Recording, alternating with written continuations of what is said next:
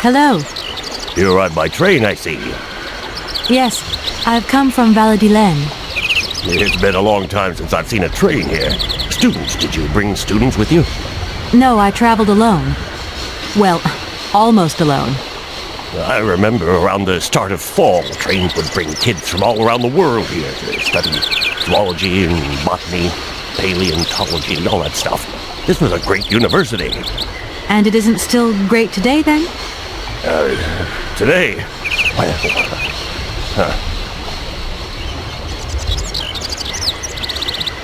You don't know where I might find equipment to wind up my train springs, do you? Not in this station, that's for sure. And I would know. You might want to try near the wall. So, thinking of staying for long, miss? No. I mean, I don't know, actually. 1 or 2 days tops. You see, I've got to wind my train back up so that I can continue my journey. It's just, if you stay here too long, I might get in trouble. The train should stop, then leave again. That's the rule. Besides, your machine's disturbing the birds. Maybe you could take me up to this wall?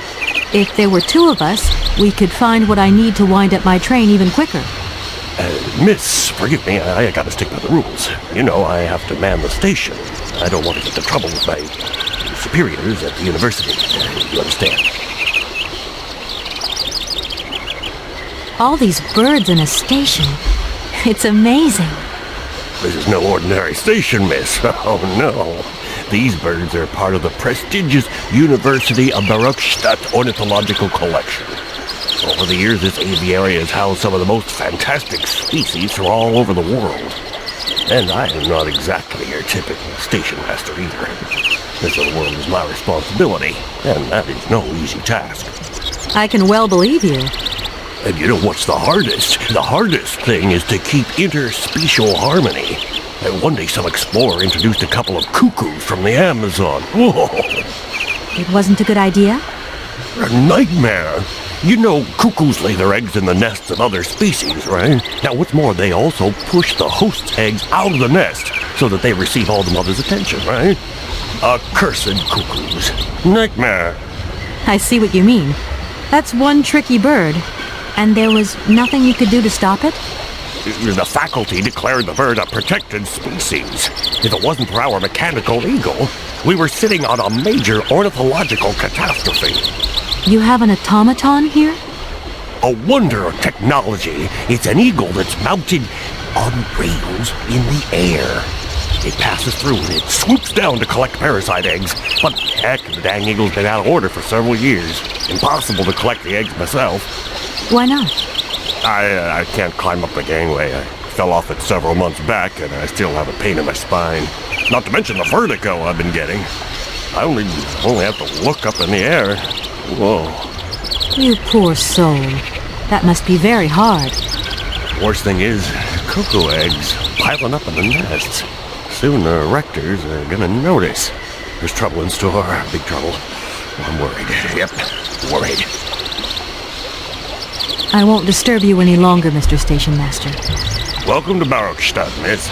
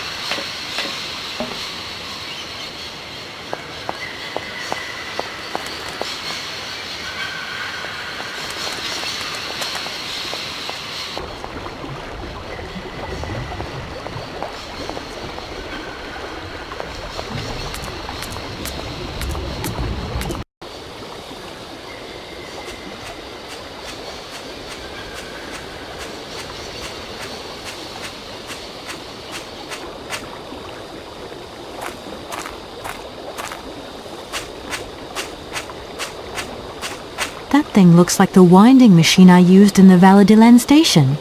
I've got to find a way of getting the train up here.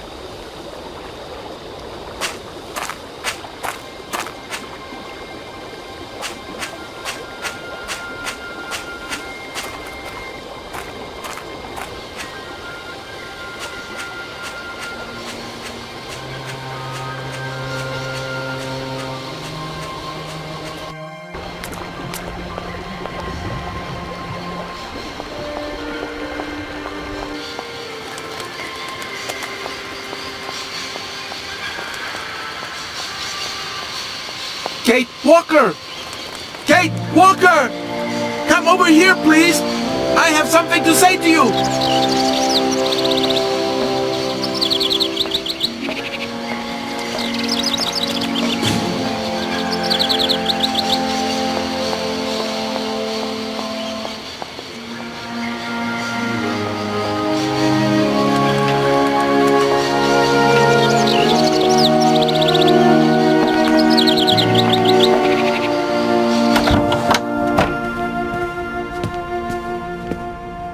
Yes, Oscar, what is it?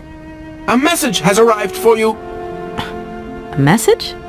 You have been summoned to see the rectors. They are the highest authority at the university. They want to talk to you. Talk to me? Yes, to the person responsible for the train. So, I'm in charge now, sure, okay. But why would these gentlemen want to see me at all? They do not say why, just that it's very important.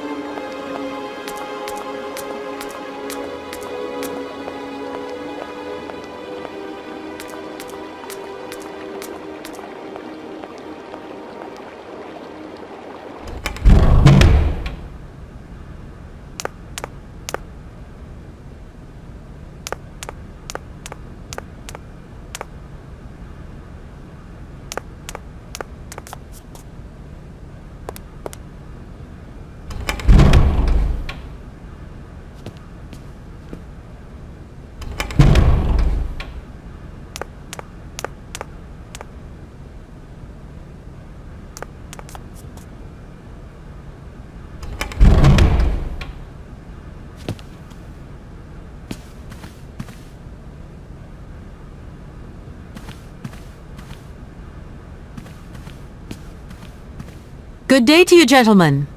Tell me, young lady, to what do we owe this pleasure? Please do be brief. We do not have very much time on our hands. As rectors of this university, we have serious matters to attend to and our time is precious. I have heard you wish to meet the owner of the train that is currently in your station. May I know the reason for your summons? We are surprised that your train has not yet left, miss. The situation is most regrettable. The rules do clearly state that trains are meant to come and go and not remain stationary at a platform. Trains should first stop, then subsequently leave. That is the rule. We agree then, dear colleagues, that what we're dealing with is deviant behavior. This matter really is cause for concern. It's a clockwork train, you see? So it needs winding up again. Unfortunately, there is no equipment in the station to do this. A clockwork train? That's strange. How very quaint. You mean it's some sort of mechanical toy? You are causing a hindrance to us, miss. I am very hopeful that I will find what I need along the wall. The wall? Miss, that really is not a suitable place for you to go. Especially for a young lady. You see, miss, we freely admit that every day we praise the existence of that particular edifice. We owe the integrity of our dear university and the fine education it provides to the wall. It protects us from harm and invasion from the unknown. May God protect us from what is beyond those ramparts, miss. Please believe me. I don't have any choice. I must continue my journey. Such a decision is a correct one since it's in line with regulations. Thus, your train will indeed be able to leave. And consequently cease to obstruct our station. You see, I didn't actually intend to stop here, but the springs of my train gave up, you see? No, not really. You mean to say you're not a student? You have arrived a little late in the term, miss. Enrollment for this year has already terminated. But as rectors of this university, and therefore representatives of its highest authority, we could bend the rules a little, if you like. You don't understand. I'm a lawyer from New York. Or rather, Valadilène, more precisely. My client wants to buy out an old mechanical toy factory, but its heir isn't actually dead and is living somewhere in Syberia. I've got to get to him to sign the sales contract. You see? Not really. This is a most peculiar tale. A kerfuffle of the highest order. We have an excellent law school, if you should ever change your mind. Can you possibly help me out here? Miss, your insistence is almost verging on indecency. We cannot constantly be at your disposal. We have many other requests to attend to. If you don't mind, could you not disturb us all the time? Thank you. Here we are, busy chatting, and look at the clock. It's tea time. Already? My word, doesn't time fly by? Thank you for a charming visit, miss. And thank you, gentlemen.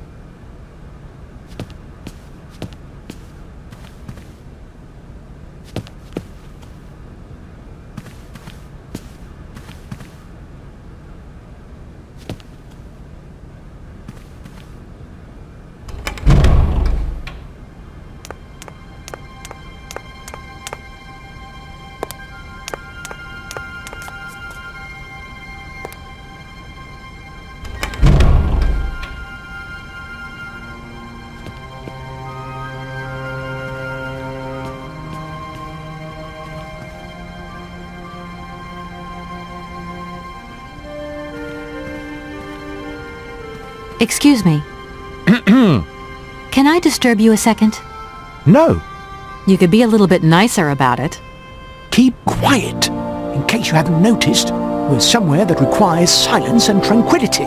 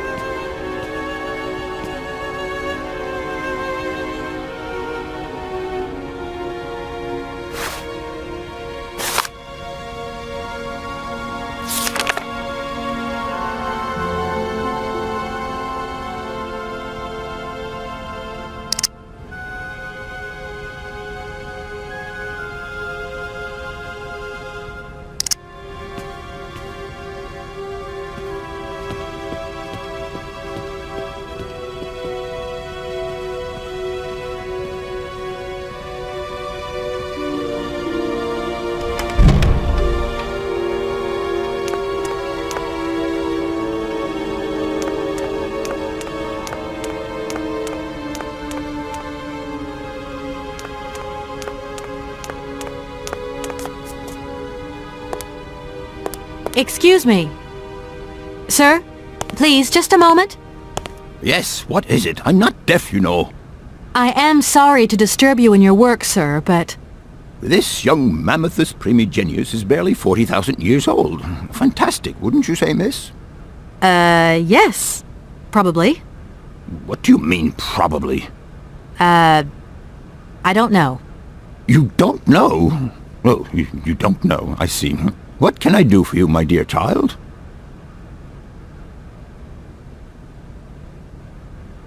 It wasn't really my intention to stop off here, but I'll confess, this university is really very impressive. Ah, indeed. There's such a tradition of learning here, and so much knowledge, a real depth of culture, intelligence, and gray matter. I myself did my studies here and never left. Actually, I'm here because I've been summoned by the rectors of the university. Oh, I see. You must have made a mistake on your enrollment form. Oh, no.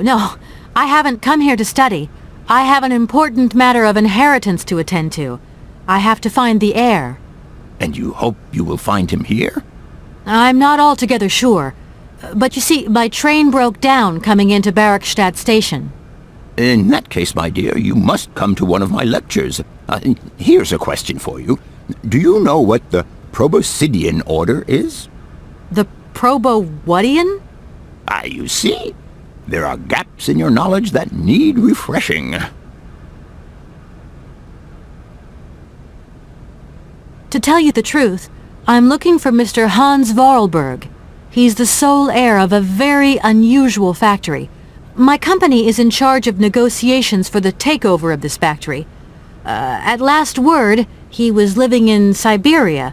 So, as soon as my train is ready, I'll be continuing my journey eastwards. Syberia. Ah, Syberia. But what was it you said again? Said what? You mentioned a name. The person you are looking for. Voralberg. Hans Voralberg. Do you know him? Hans Voralberg. How could I forget him? Such an extraordinary fellow. So inventive. We shared a passion for mammoths, you know, and we bonded over this passion. Without it, I confess, I would have had little to do with an odd, ageless retard like Hans. At the time, we were both students. Well, sort of. Put it this way. Hans had special permission to attend paleontology lectures. You see, he didn't really have the necessary qualifications. In exchange, Hans did a few odd jobs around the university. Your Hans Voralberg sounds uncannily like the one I'm looking for. I'm not sure, my dear. Hans was above all questions of money and business. Just to imagine him running a factory, perish the thought. Can you tell me a little bit more about him? He was always a mystery to me. He never said very much, and never quite seemed to grasp what you said to him. He expressed himself instead through his incredible mechanical contraptions. His inventions, I admit, have been much appreciated by the university. The few times we really did talk, it was about his strange interest for mammoths and a doll. Some sort of doll that obsessed him. A doll, you say? Yes. He kept talking about it. One day he described it to me. A sort of children's toy. A miniature mammoth mounted by a mout. It appears he found it in a cave not far from his home. The event all sounds very dramatic. His account was slightly confused, but it awoke a great interest in me. What do you mean? To my knowledge, there was only one tribe who made figurines featuring a mout, and that tribe is the Yukols. They live in the farthest reaches of Syberia, and for them, the dolls constituted a sacred object, illustrating one of their central legends. How such a doll made the journey from the frozen Siberian north to a cave in the French Alps is a mystery to me. Even today, it is beyond my comprehension. Have you considered that Hans Voralberg was maybe making it up? You said yourself he didn't seem to have all his mental facilities intact. No, that's impossible. Hans couldn't invent the story like that. The doll is a sacred part of the Syberia legend. He described it to me in exact detail. Syberia itself is a chimera that paleontologists of the world are very fond of pursuing.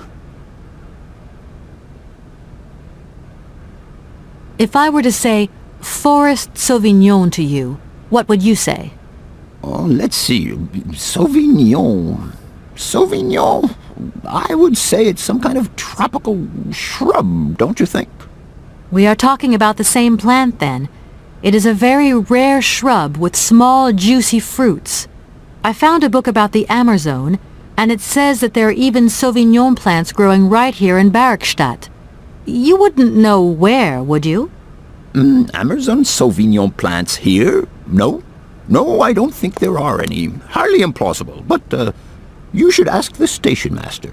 He is keeper of the greenhouse at our university, so he could tell you more than me. Oh, thanks very much. I'll leave you in peace. I hope I haven't disturbed you too much. Sorry? No, not at all, my dear child.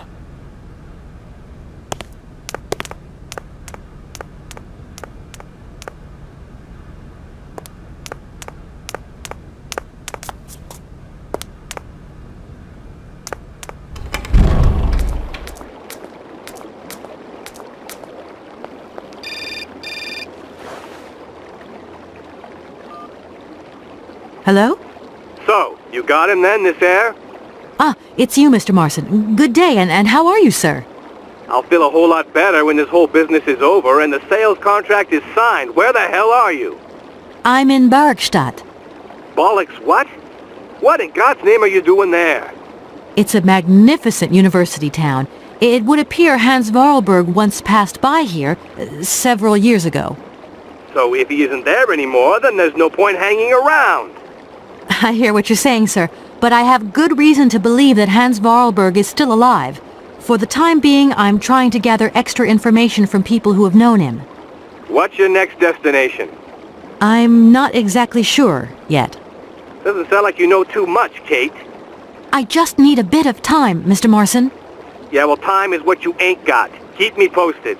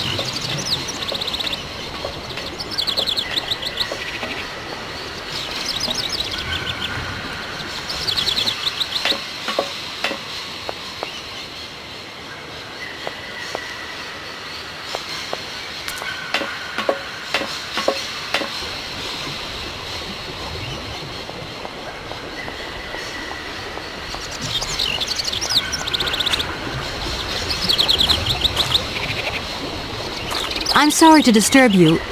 What can I do for you, miss? Where might I find some Forest Sauvignon plants, please? No place around here, that's for sure. I don't know what you're talking about. That stuff's from the Amazon. You know, for someone who knows nothing about the plant, you seem pretty well informed about which mysterious faraway country it comes from. Oh, Amazon, Peru, Papua New Guinea, it's all the same to me. Gotta go. Gotta work. Wait, don't go. You know what? I don't think he was being totally straight with me.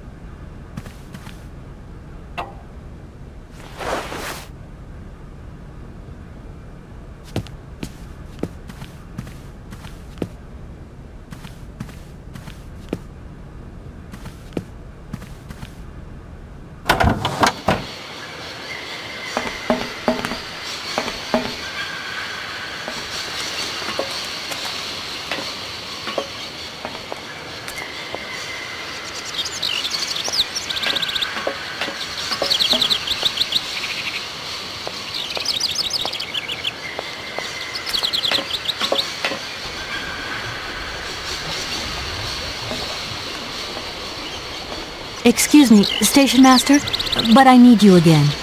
Can't you see I am very, very busy? No. Well, I am. Very busy indeed. But, okay, I think I can give you a minute of my time. You don't know where I might find equipment to wind up my train springs, do you?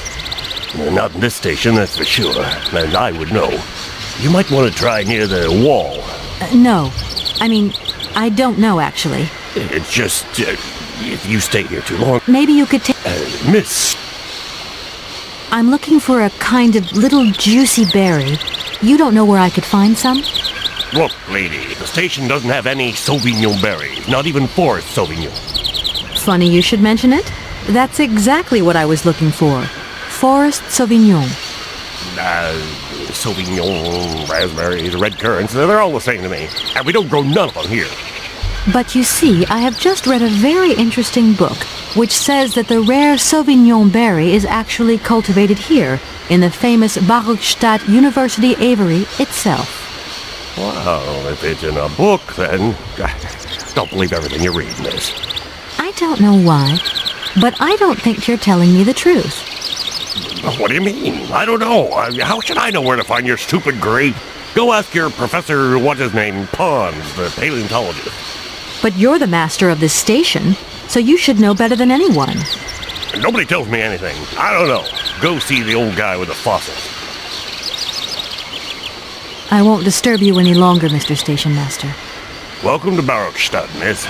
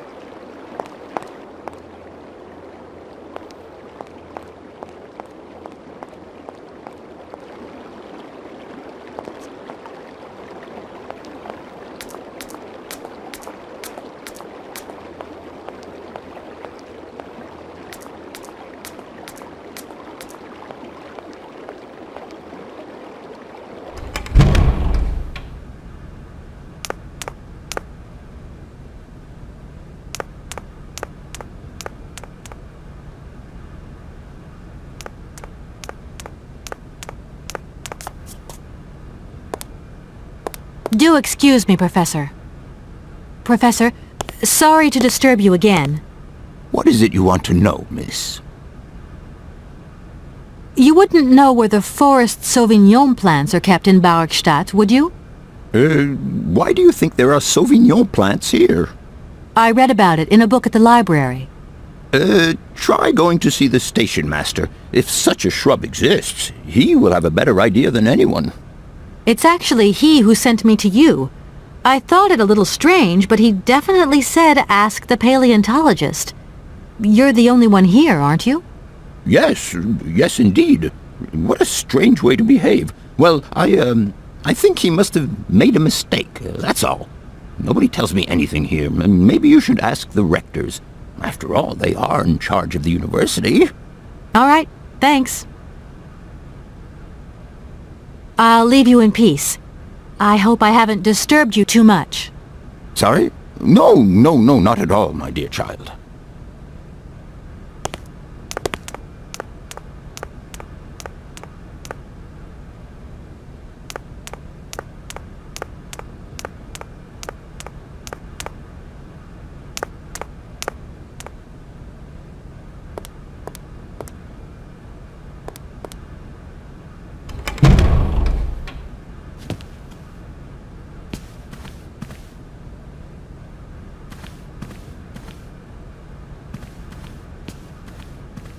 Gentlemen, Forgive me for disturbing you again, but I have a little problem. A little problem, a little problem. Everyone has little problems now, you know. They are kept to oneself, and they don't stop the world from turning. Nor trains from leaving stations. Are you sure there are no Amazon Sauvignon plants in Barrockstadt?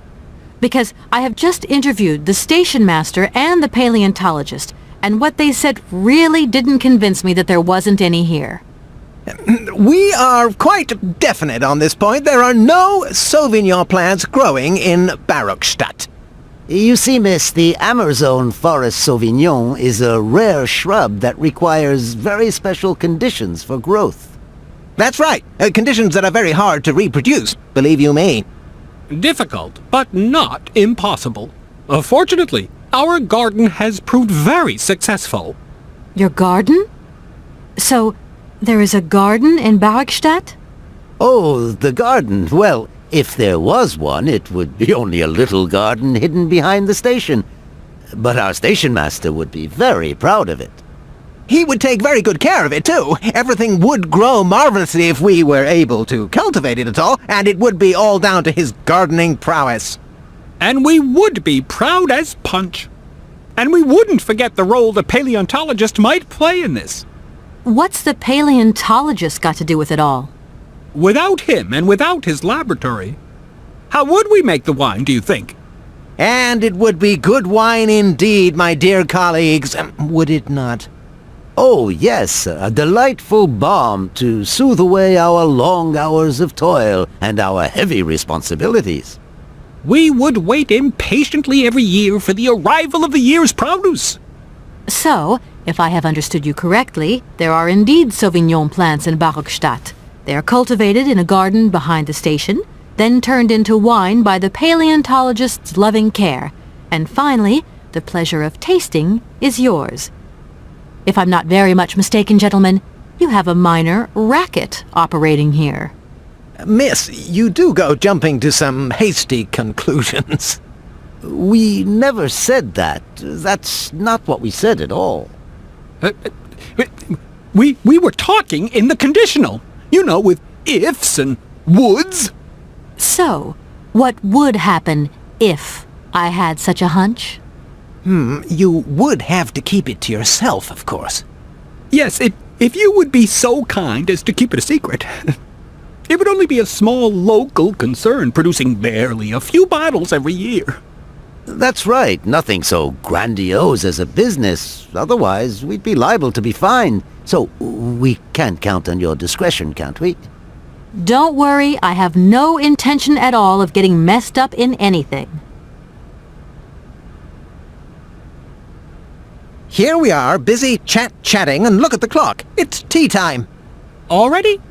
My word, doesn't time fly by? Thank you for a charming visit, miss. And thank you, gentlemen.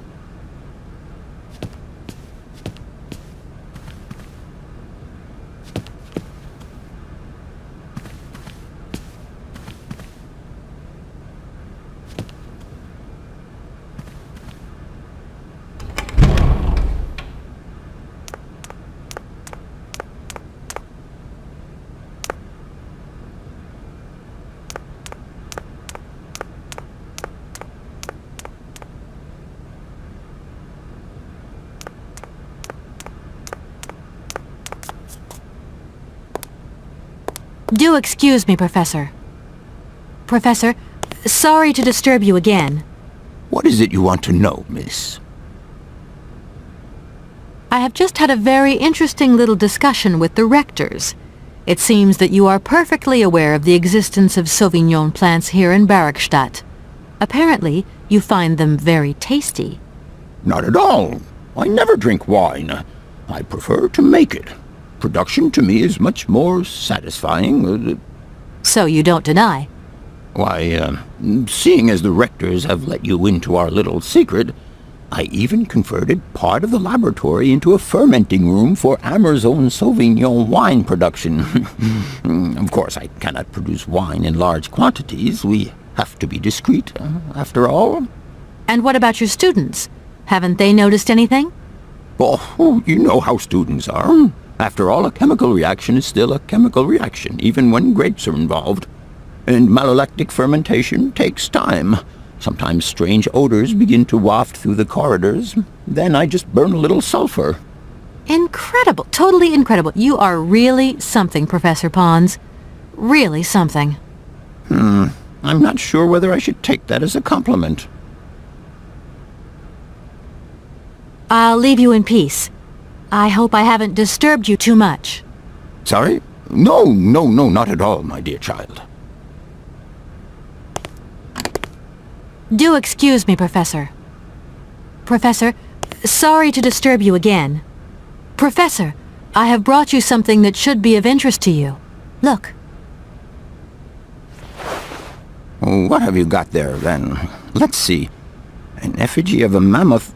But this is Hans' doll, is it not? Yes, of course it is. How on earth did you... Oh, my God.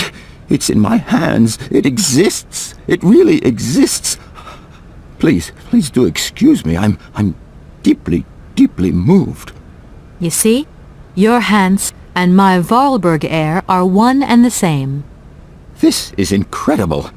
After all these years, how can I ever thank you, my dear? Oh, I must waste no time. I'm off to my laboratory. I must study this carefully. May I borrow your treasure a moment? Well, actually, Don't worry, miss. I will take the greatest care of it. But I need to study it.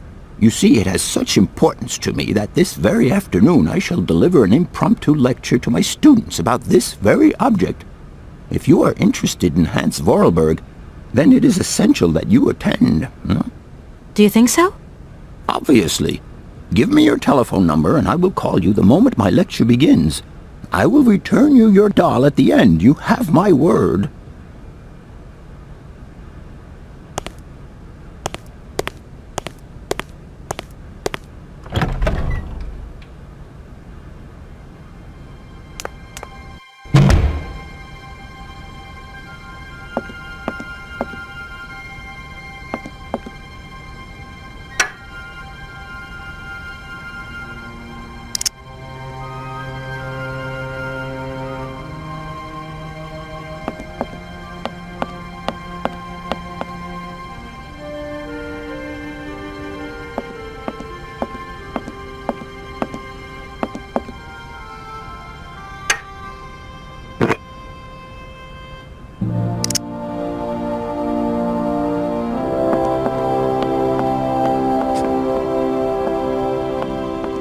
I don't need that for the time being.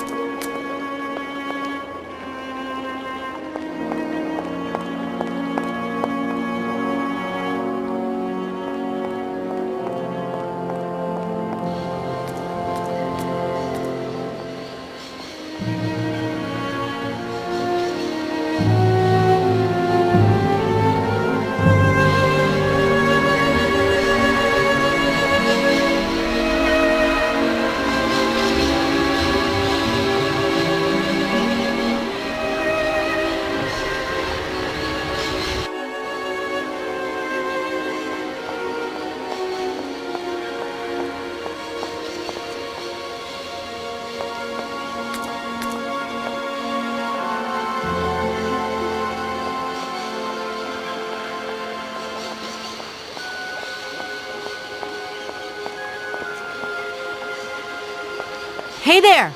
On the boat! Guten Tag, schöne Mademoiselle! My husband say, "Hello, young lady, you want to talk to us?" Are you from Barrockstadt? Yet. So you're like me. Birds just passing through. I'm stuck here because of my train. Kleine Puskereisen mit uns, no? What did he say? Train kaput. No luck for you.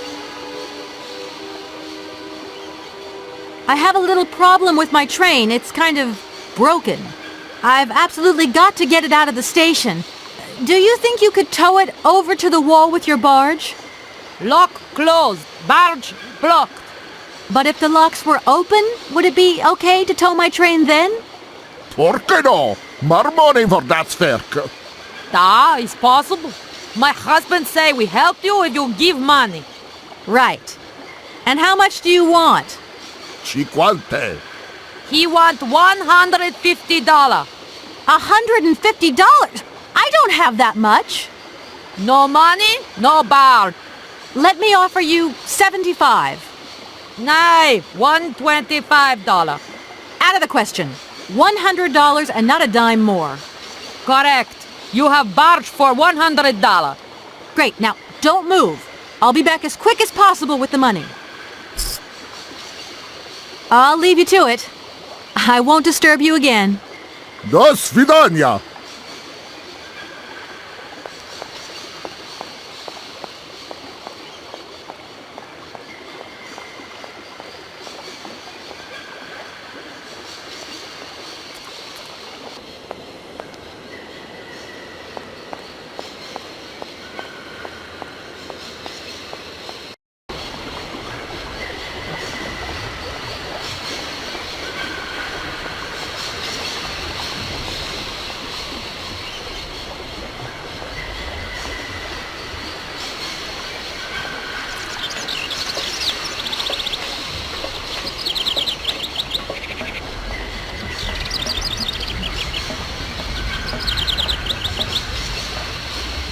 Excuse me, station master, but I need you again.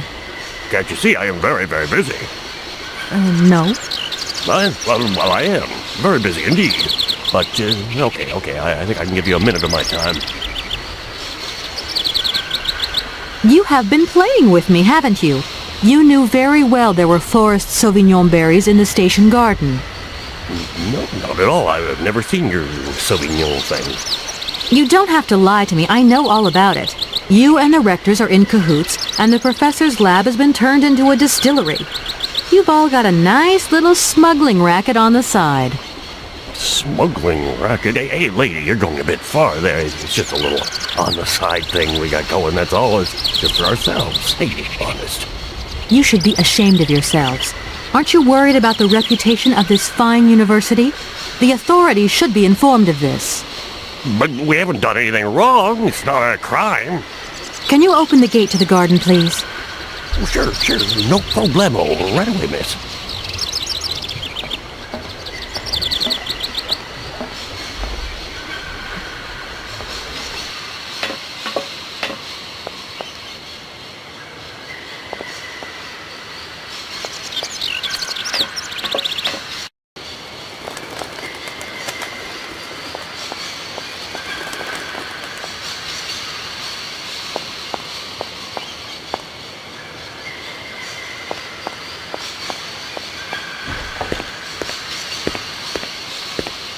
There you are.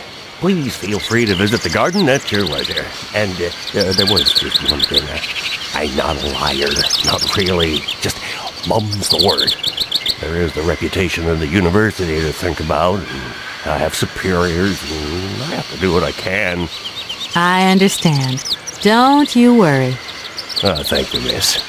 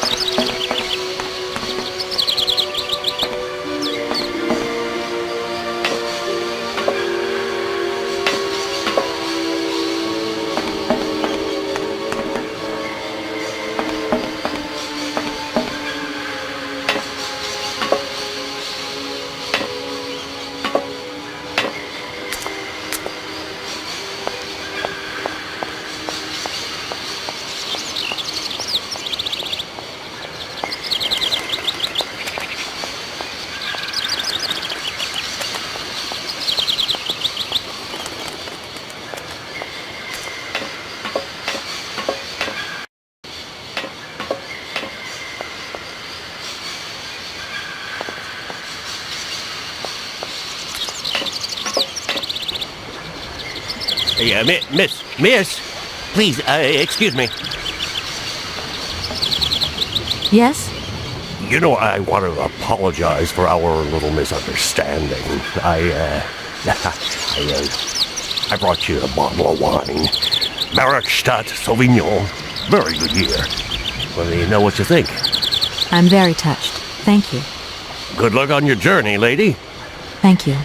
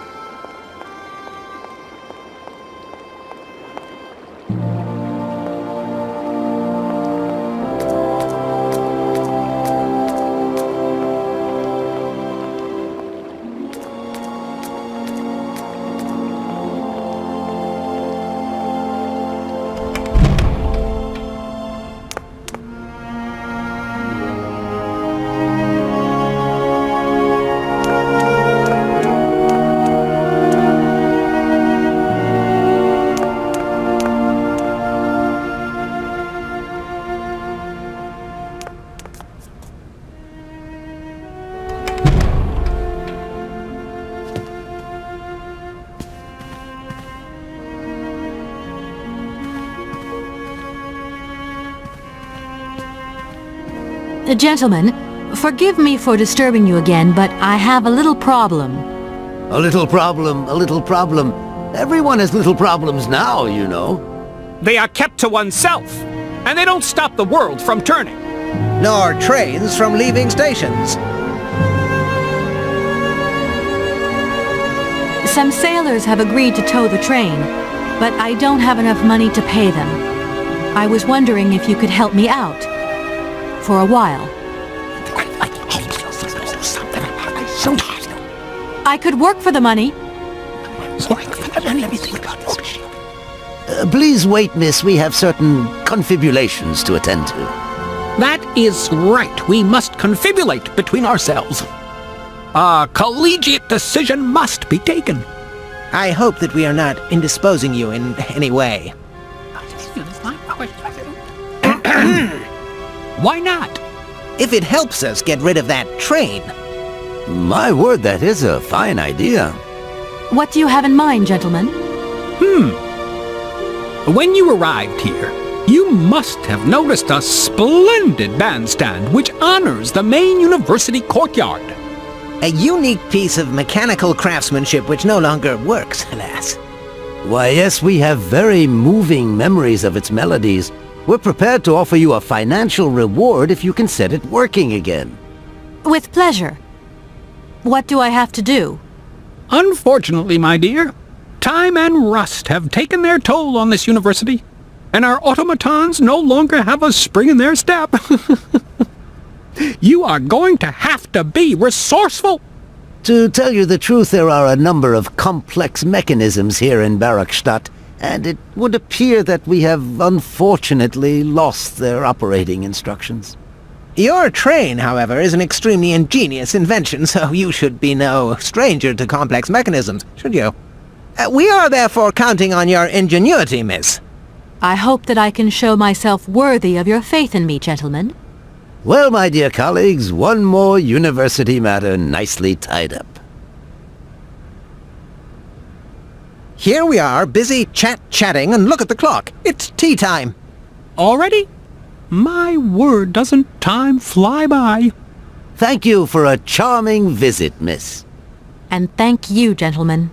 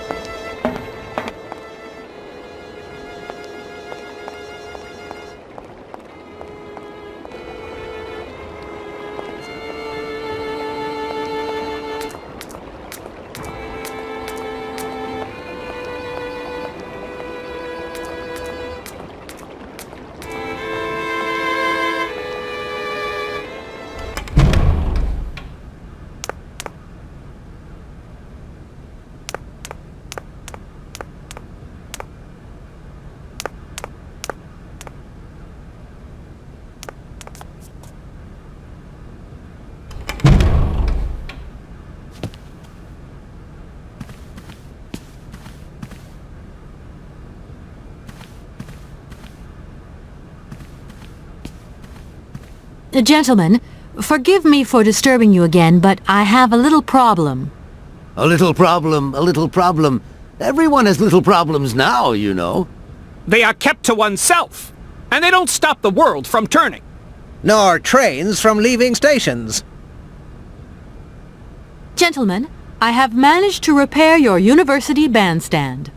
The bandstand is playing again! This is marvelous news! We are really very grateful indeed. Yes, very grateful indeed. We will look back on your visit with much fondness in our hearts. And now let us in turn honor our word. How much is it you need, miss? $100, if it's not too much to ask. Something like starting. We agree to grant you the aforementioned sum, miss. You may now leave with your train.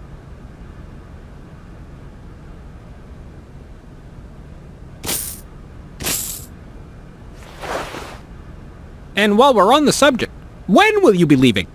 Yes, because now you should relocate your train as quickly as possible.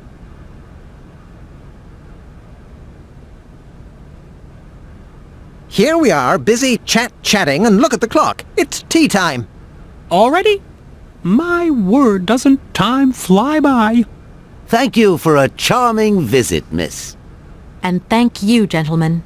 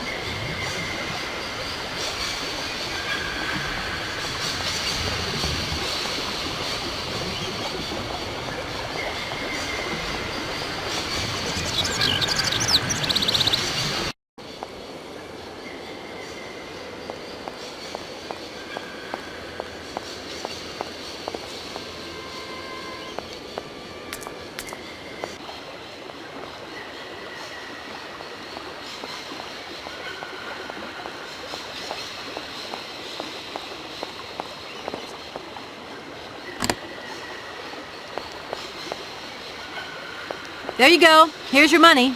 I've checked it. It's all there.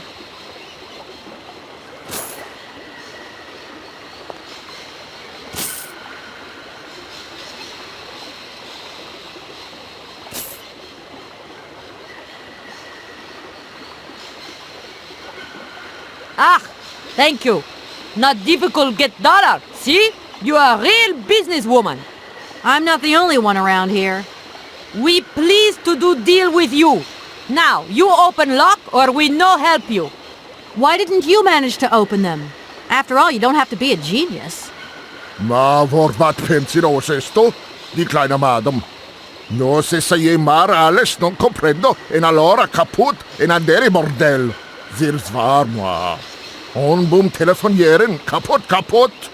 My husband say instructions complicated. No understand manual. My husband angry.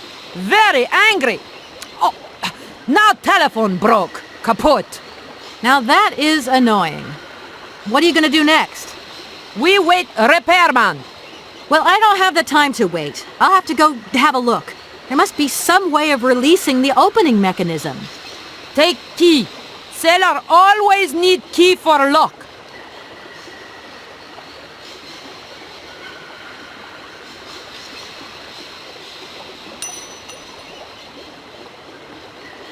Okay, thanks.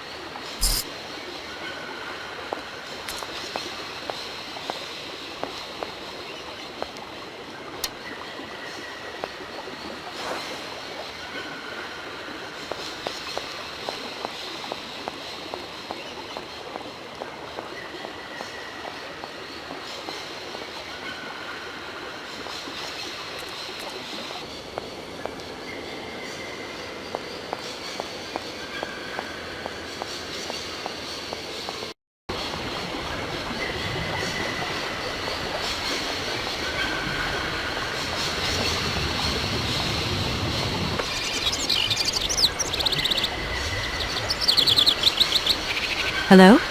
Kate, how's my little baby girl?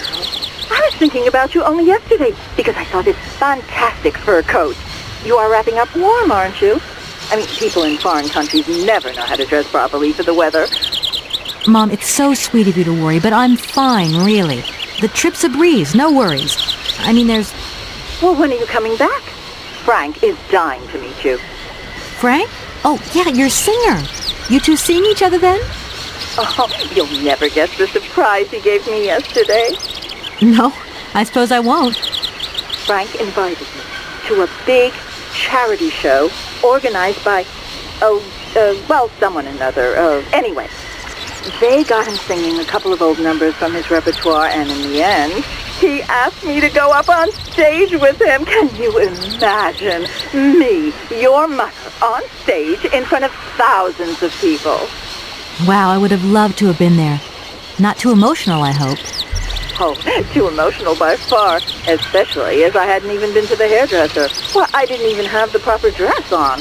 But Frank promised me he'd see to that next time.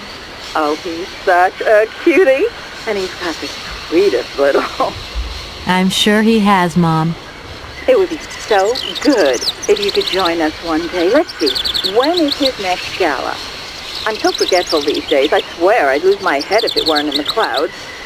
You just watch out, my girl. Them years will catch up with you much quicker than you think. I'll look out for them, Ma. Nice to hear your voice. Lots of love. Well, to you too, my little munchkin.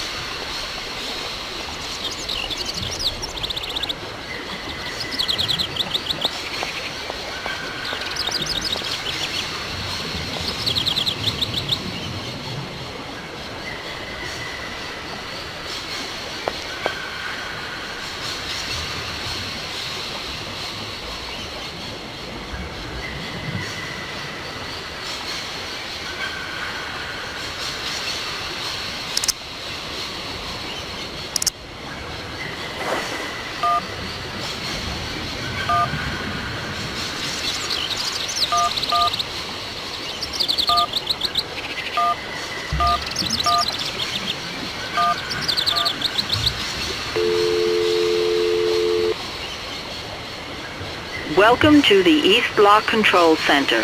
To start, press the number sign.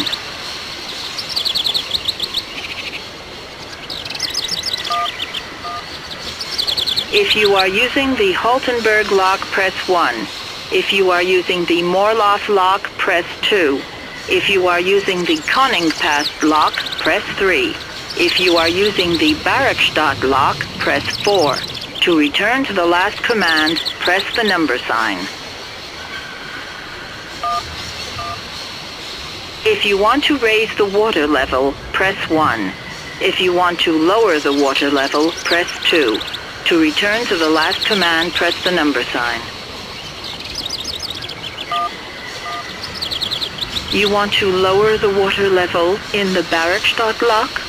To confirm your choice, press star. To return to the previous command, press the number sign. Your request has been logged. Unfortunately, our regional technician is currently on holiday and no replacement is available. We will reply to your request within 48 hours. In case of an emergency, please operate the lock system manually. We apologize for delays to our service.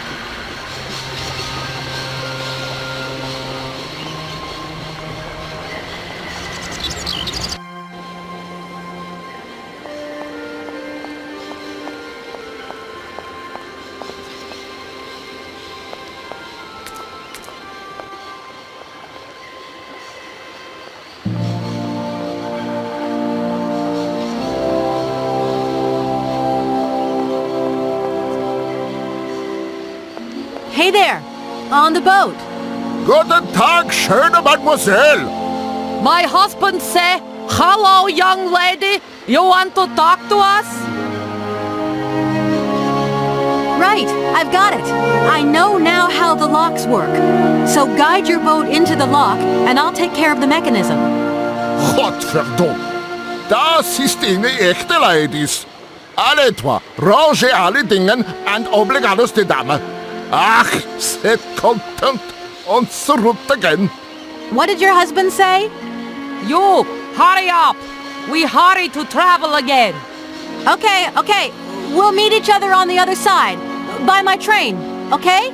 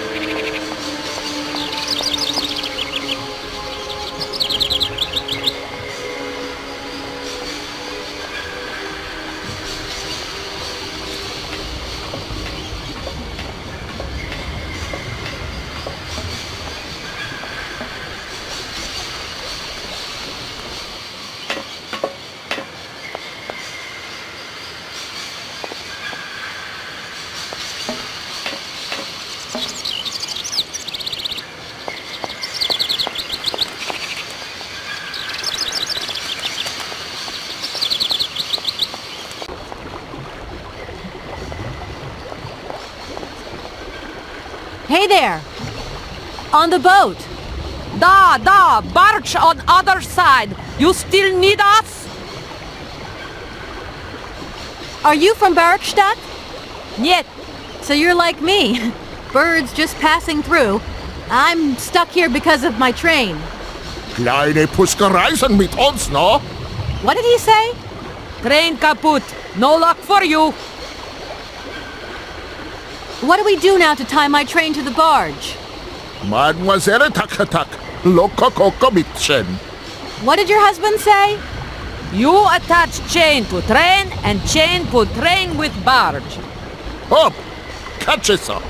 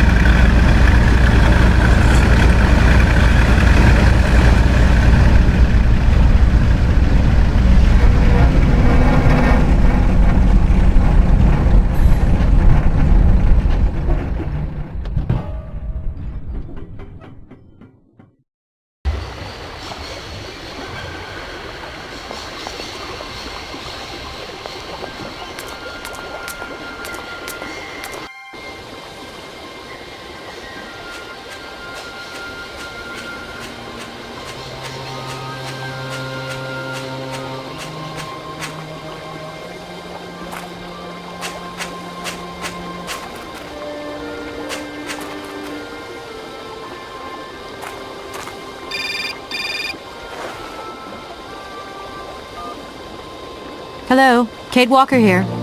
Miss Walker, this is Professor Ponce.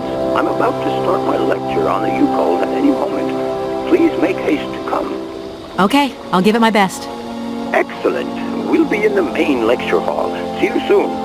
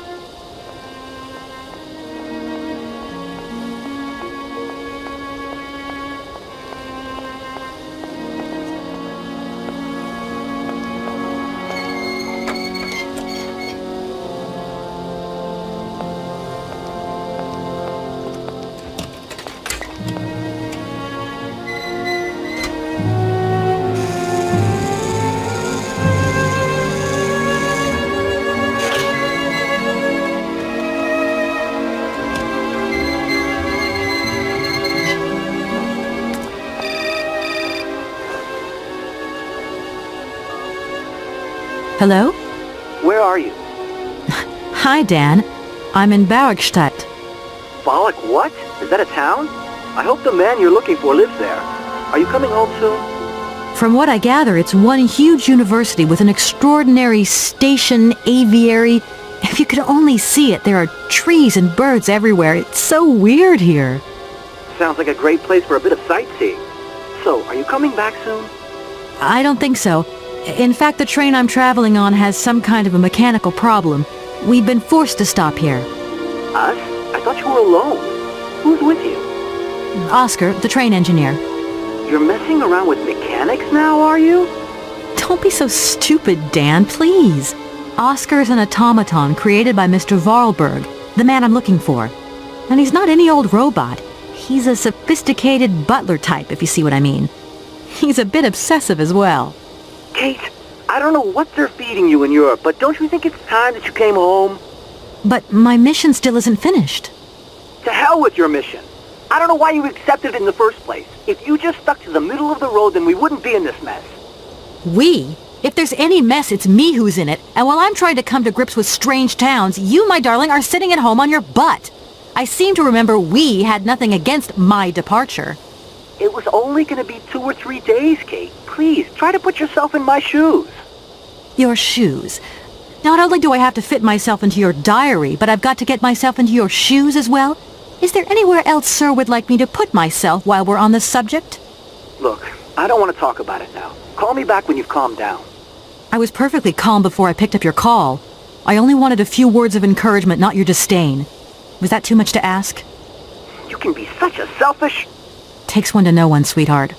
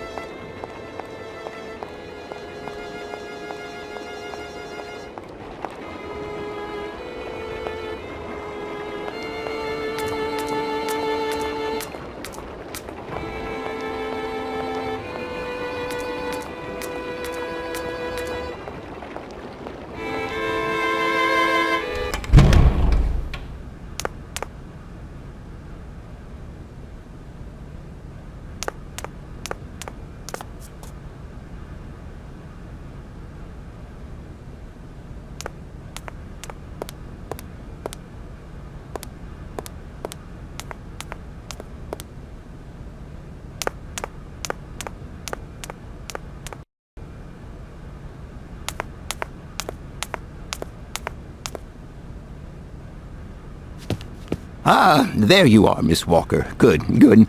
Take a seat quickly. I'm impatient to start my lesson.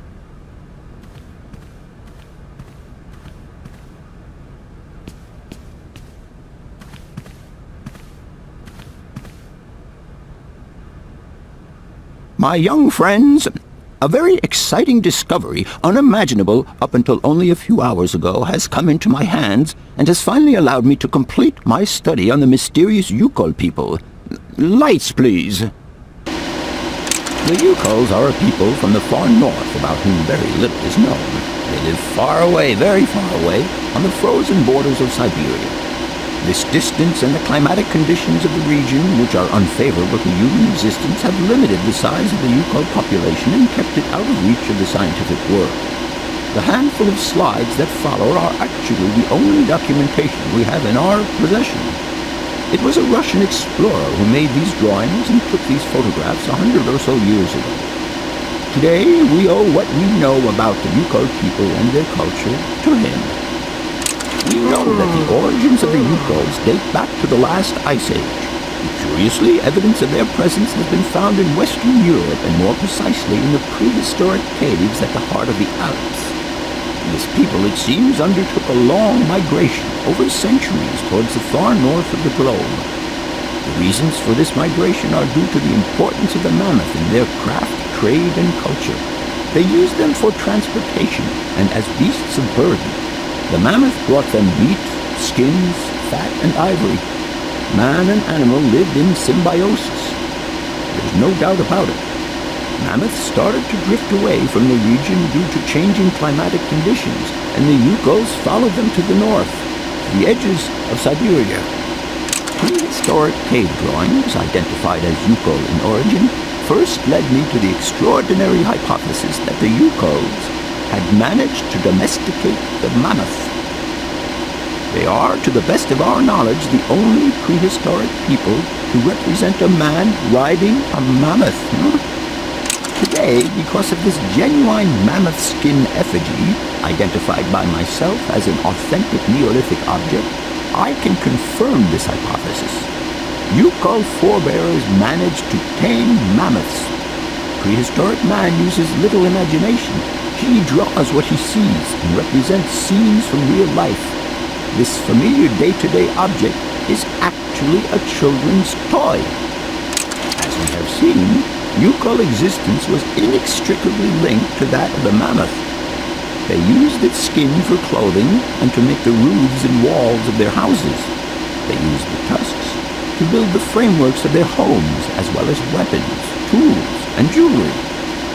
Curiously, the disappearance of the mammoth 12,000 years ago had no immediate effect on the Yukol's way of life. It seemed that for a long time after, the people maintained their strong bond with the mammoth through the centuries. As incredible as it may seem, the Yukol people have continued right up until the start of this century to feed themselves on mammoth meat and to use the skin for clothing and shelter. Their ivory craftwork industry is still flourishing. It would appear that to preserve ancestral customs, the Yukols learned how to exploit through the centuries the large number of frozen mammoth carcasses that were perfectly preserved in the ice of the Siberian tundra. They have been able to live mainly off this enormous freezer stock for almost 30 centuries. As plausible as this explanation may seem, it seems it is not enough for the scientific community who, I will confess, is greatly perplexed by the question. In the absence of acceptable scientific evidence, we have to make do with Yukol shaman artifacts. The research department that I have the honor to represent today lends no credence to the myths and legends that these tribal charlatans peddle. We have to take their stories at face value, mere tales to while away the long Siberian winter. The legend of the Siberian ice ark is a very good example. You are invited to find out for yourselves from the pamphlet that I had passed around to you. This legend would have us believe that today, somewhere on a lost island to the north of Syberia, there are living mammoths still in existence, a sort of hangover from the Ice Age.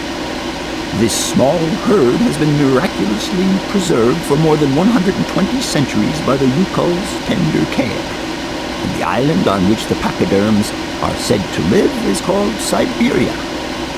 My friends, I advise you to resist the temptation you may have to believe in this pish and tish.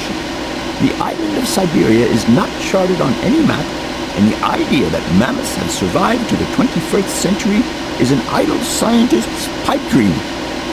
The Yukols were sadly among the first victims of the colonization of continental Syberia led by the Russians in the 20th century.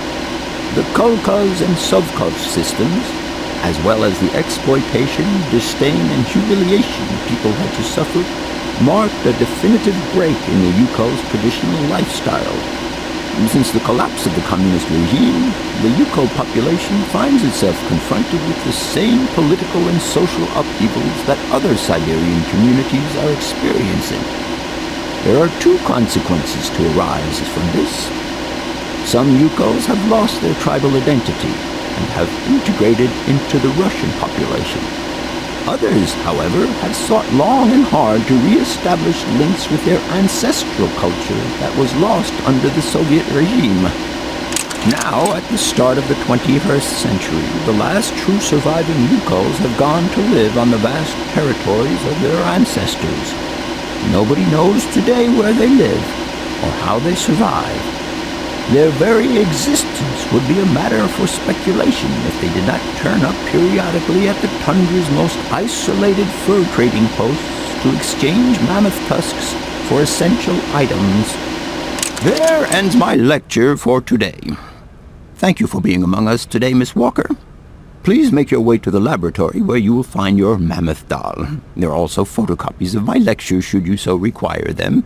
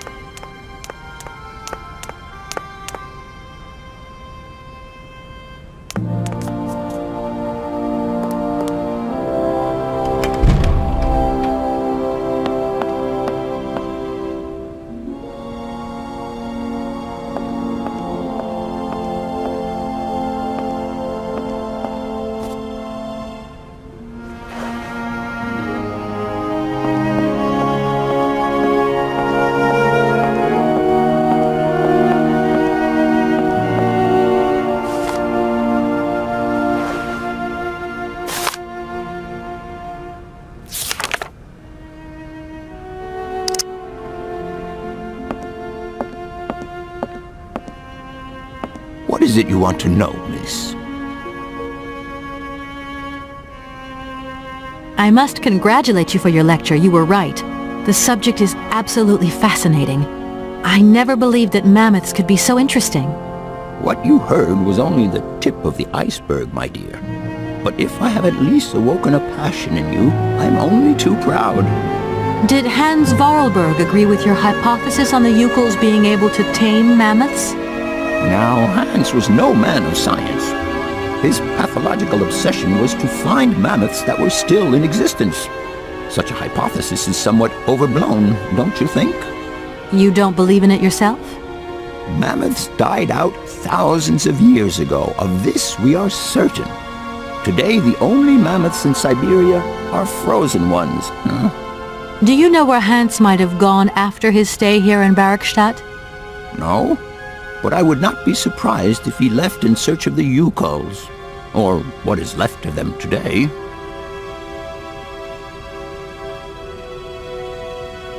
I'll leave you in peace. I hope I haven't disturbed you too much. Sorry? No, not at all, my dear child.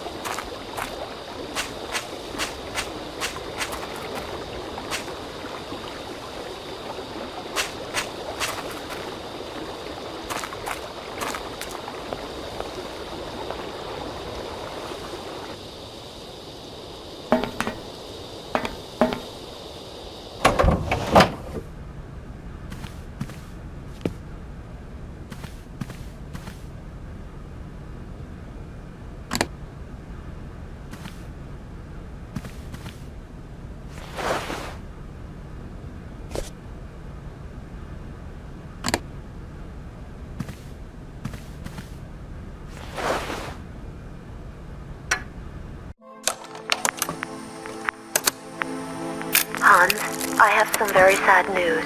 Our father is dead. He passed away peacefully last Sunday in his sleep. I feel so lonely now. Father had been but a shadow of himself since your departure. I had to take care of everything for him.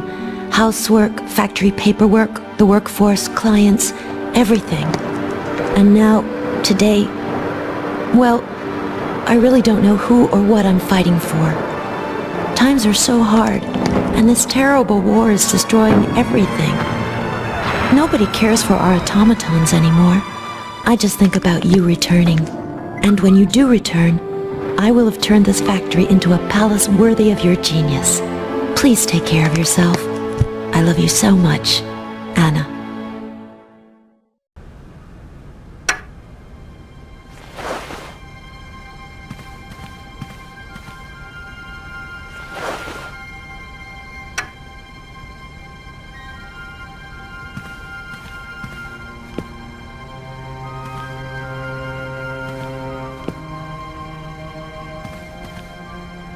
Everything okay? Yes, Kate Walker. I am waiting to continue our journey. Oscar, if you tell me one more time something's missing, I'll... Everything is ready. Take your seat, Kate Walker. We are leaving. I'll... Okay...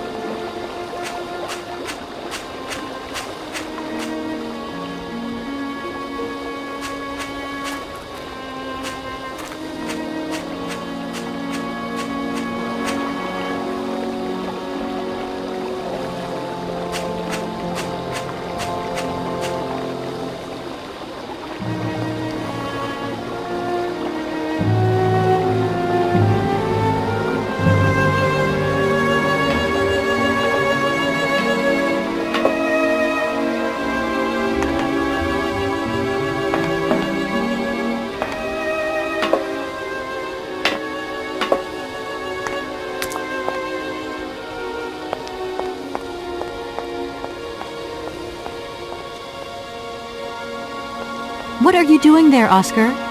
It is imperative that we comply with railroad and customs regulations, Kate Walker. Oscar, don't you think we could drop the trifling details once and for all? We need an exit visa to get beyond the wall, Kate Walker. And you wouldn't know where I could get one of them from, would you? There is usually some form of authority stationed at a guard post that is strategically positioned to issue such a visa.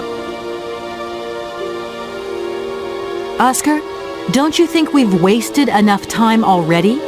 You neglected to find the clockwork winding mechanism for the train with sufficient haste, Kate Walker. What nerve! And you refused to lend a helping hand. Help that could have been invaluable to me. I agree, Kate Walker.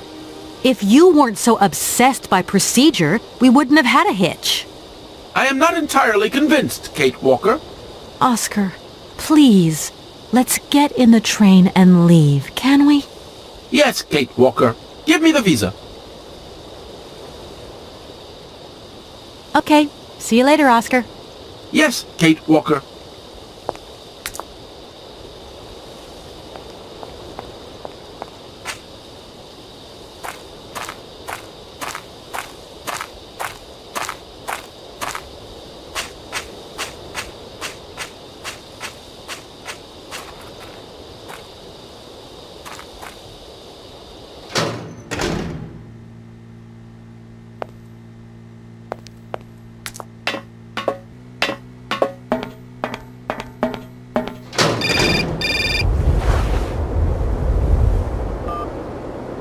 Hello?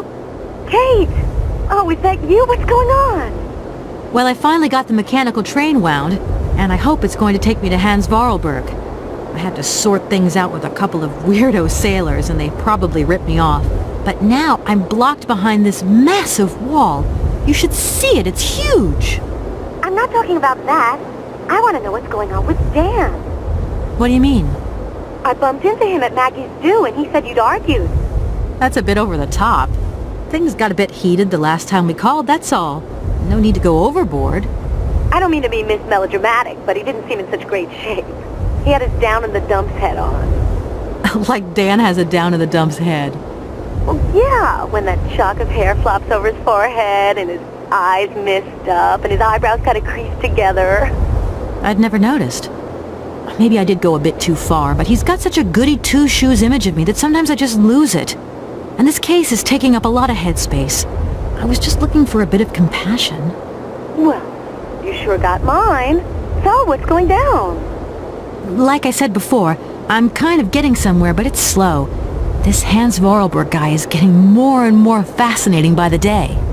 Okay, well, anyway, it doesn't sound like you're bored. Not like back here in the office. Every day is boredom day. It's just no fun without you. When are you coming back? Shouldn't be long, I hope. Look, I've got to go. See you soon. Well, call us again real soon. And be easier on Dan next time, huh? I'll try.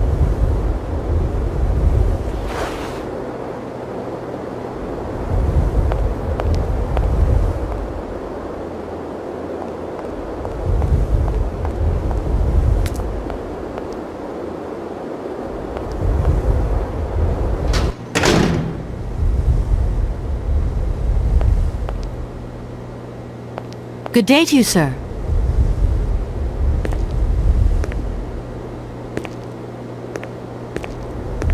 Captain Malatesta, Commander-in-Chief of the Barrockstadt border post, at your service, madam. I need a visa to cross the wall and to continue my journey to the east. They told me that you are the only person in a position to issue such a visa. Indeed. This responsibility is part of my duties. However, I am not currently issuing visas because nobody must venture beyond the wall. And why not? It's far too dangerous, in particular for a lady of your standing who is traveling unescorted. Dangerous? What exactly do you mean, Captain? The enemy, miss. The enemy. I've been observing them for several years through my telescope. There's one particular horseman stationed yonder. He's a scout from the invading enemy army, and he's been spying on us. So I have to be extremely vigilant. He knows that I know he's there, you understand? And as long as I keep my eye on him, He won't dare try anything. Are you sure? Please, take a look for yourself. Don't mind me if I retire, Captain. Please, madam. My respects.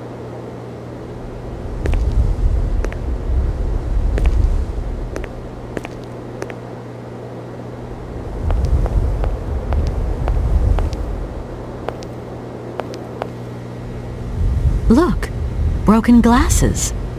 If they belong to the captain, then he sure has eye problems going by those lenses.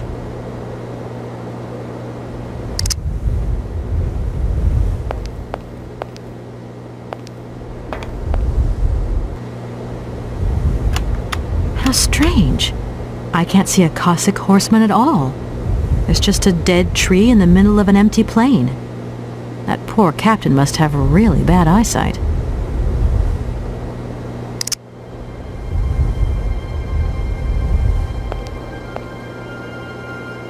Good day to you, sir.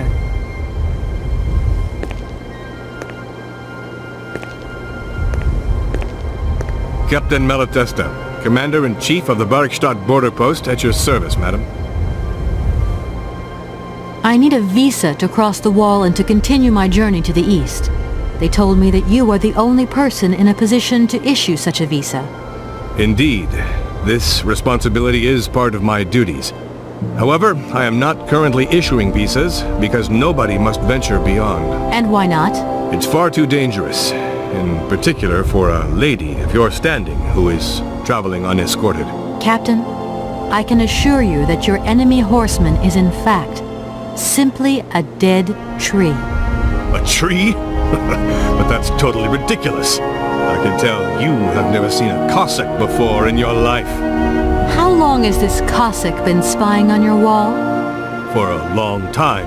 Yes, a very long time. But they could attack at any moment. We simply cannot tell. And he's been in the same position the whole time? Cossacks are soldiers, miss. They're capable of great resistance and persistence in the face of adversity. Don't mind me if I retire, Captain. Please, madam. My respects.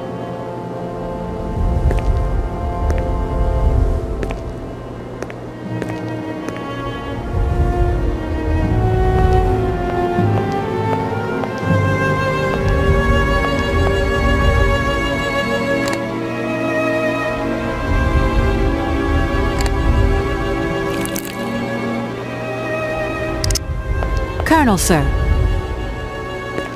Captain, miss. But you have the air of a great officer. You flatter me, miss.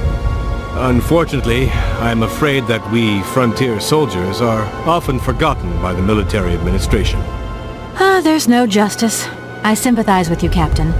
Let us forget our worries for a moment and have a little drink together in the name of friendship. It would be my pleasure, miss, but the regulations strictly forbid it. Come on. A little glass of wine never hurt anybody, and nobody need know. Wine, miss? You are putting me in a very delicate situation. Don't deny yourself, Captain. Just a little glass. I assure you, it is excellent. Well, perhaps just a drop.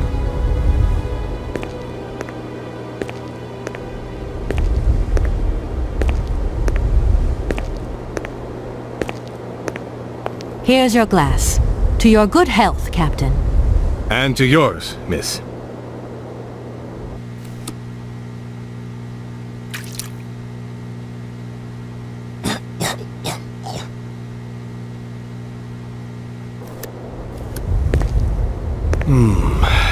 It's been a long time since I've drunk wine in such pleasant company.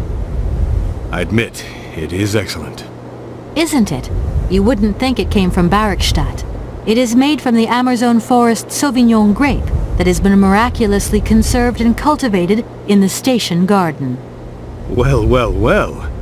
The university authorities kept that one to themselves. You know, Captain, it is essential that I continue my journey eastwards. Please, don't even think about it. As I've said, it's extremely dangerous. The enemy is spying on us. Perhaps your Cossack horseman isn't quite what you thought. Perhaps it's just a dead tree twisted into a strange shape. You should take another look. You never know. Go on, Captain. Give it a try. So be it. I will make this concession to the fairer sex, miss. But it does seem to be quite ridiculous.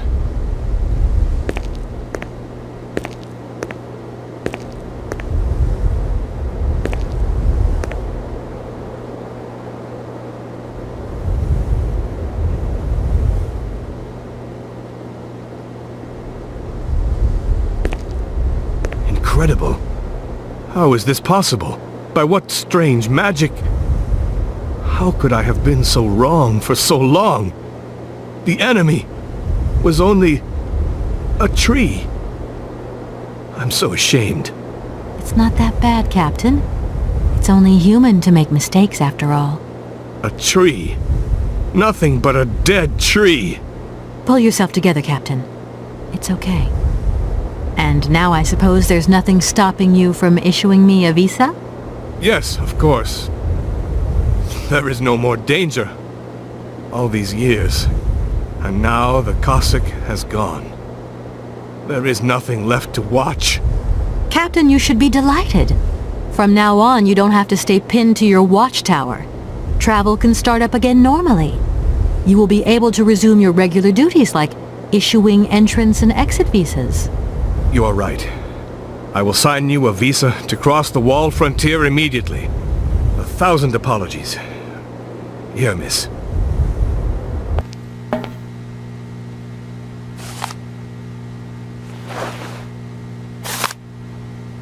Thank you, Captain. And keep your eyes open. Miss, if we could keep this between ourselves, please. For the sake of my honor, you understand? You have my promise, Captain.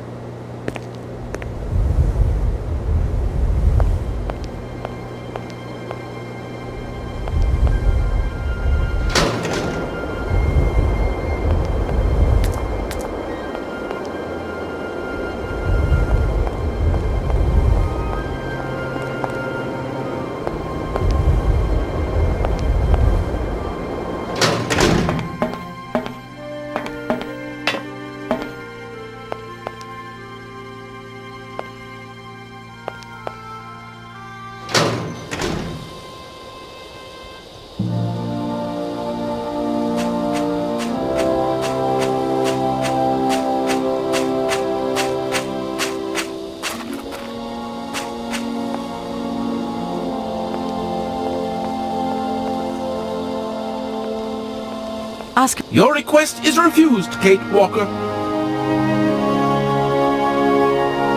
Okay. See you later, Oscar. Yes, Kate Walker.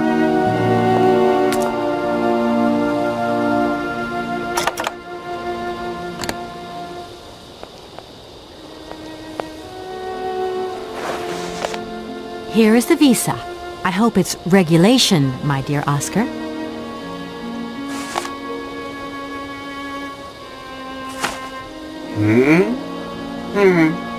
It is regulation. Here is your ticket.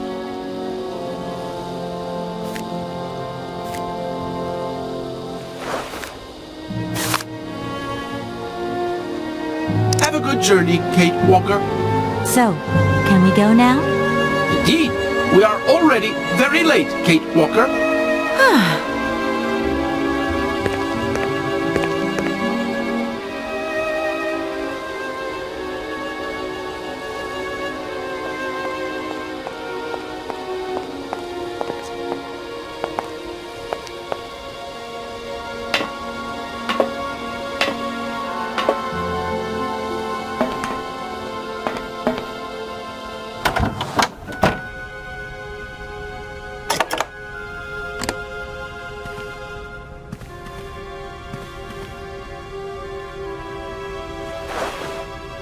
Here you go, Oscar.